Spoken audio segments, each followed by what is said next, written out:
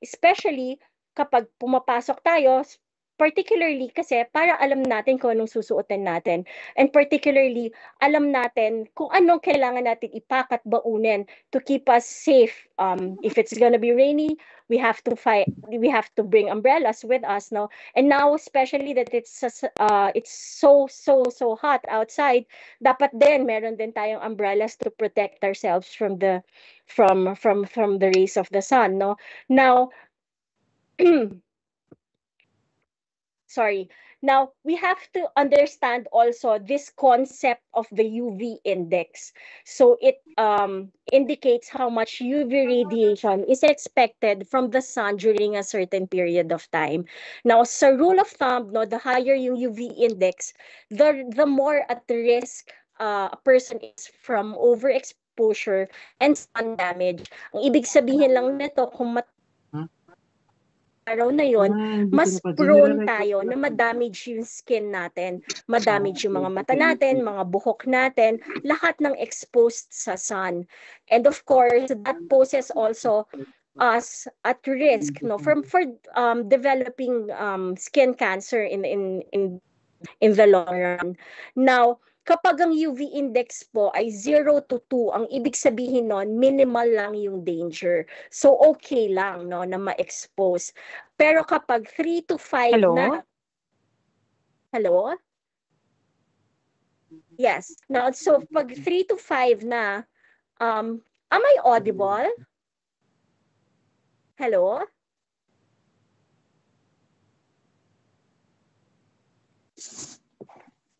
Yes, ma'am.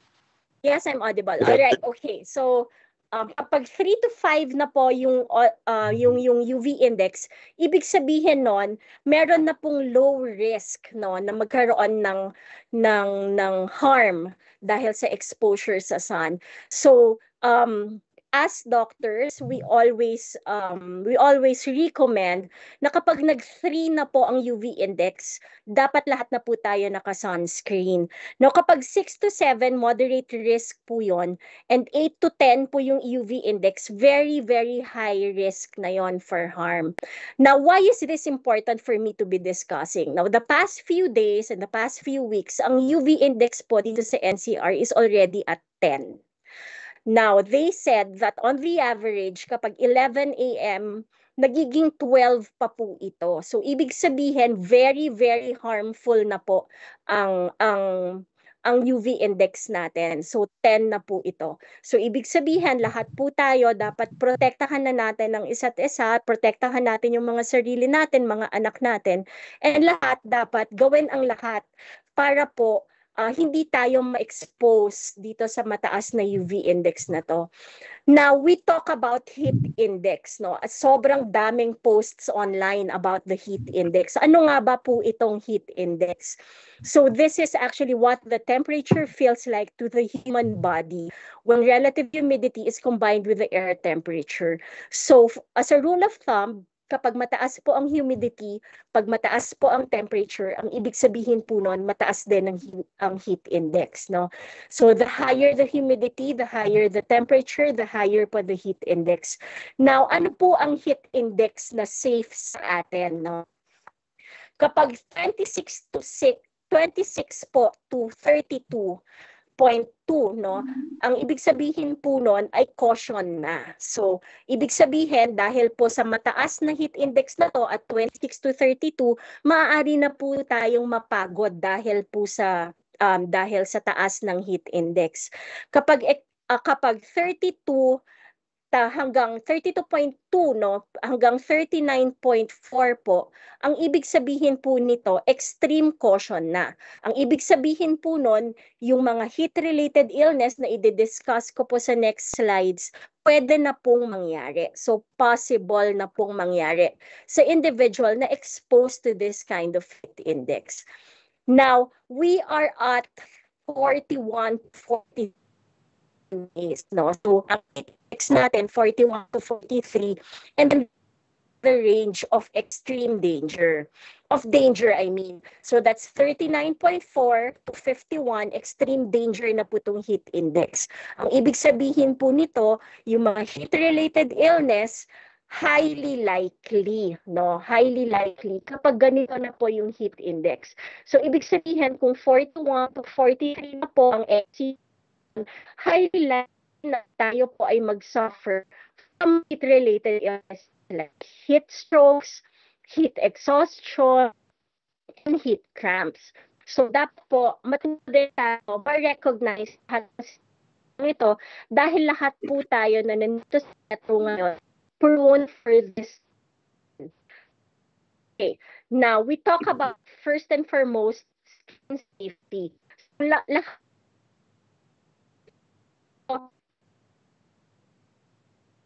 ng skin, no, maganda yung texture, soft, walang pimple, even the of action.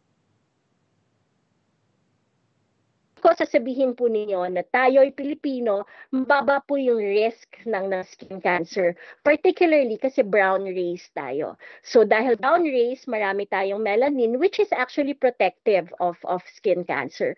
However, a lot of us also Filipinos have been wanting that melanin to go. Kasi syempre pangarap natin lahat medyo mas maputi, pangarap natin maraming whitening para mas maging fair yung skin, no? And that poses a lot of us at high risks also of developing skin cancer. So yung protection natin before, unti-unti na rin also nawawala because of the skin products that we use. Now, it's important for me to stress in this lecture that skin cancer is still the most common type of cancer in the whole world. It may even account for almost half of all the cancers, no, sa lahat ng tao here in on earth, no. So mataas po yung possibility also that we can also get skin cancer. Now, how do we get skin cancer, no? So unprotected skin can quickly burn in the sun, and this can also cause immediate and long-term damage. Kahit po hindi tayo mag-sunbathing, unfortunately, we are a tropical country, sobrang maaraw po sa atin. So kahit po sa day-to-day commute lang natin, papunta at pauwi galing trabaho, exposed po tayo. Kahit po nagko-computer lang tayo sa bahay, exposed din po tayo sa UV rays ng screen monitors natin. So it's important for us to keep protecting our skin. Now, when choosing what to do, no, it's of course, first and foremost, we need a sunscreen. Kasi syempre, ito lang po yung pinaka-protection natin na pwedeng ilapahid para po hindi makapenetrate yung bad na UVA and UVB rays, no? So, kapag UVA, pag kinompare po yon yung ultraviolet A at saka yung ultraviolet B rays, equally naman po yan na hindi maganda, no? Mas delikado lang po yung UVA rays. Kasi yung UVA rays, medyo longer yung wavelength niya, and it's typically responsible for 95% of skin aging. So pinapatanda po tayo lalo nitong UVA rays. Now the UVB rays, it's the wavelength is shorter, and it causes 5% skin burn.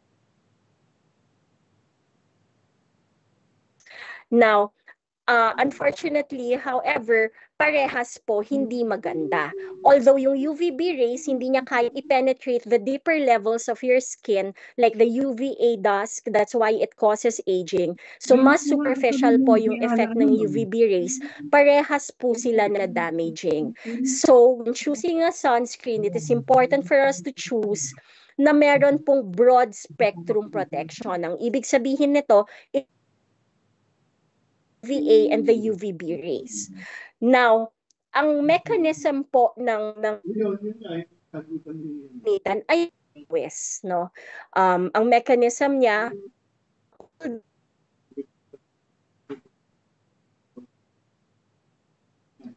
siya nag-breathing.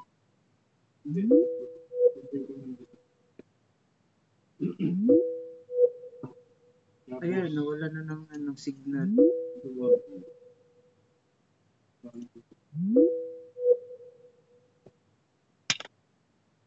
when it comes kailangan po natin piliin. So ang recall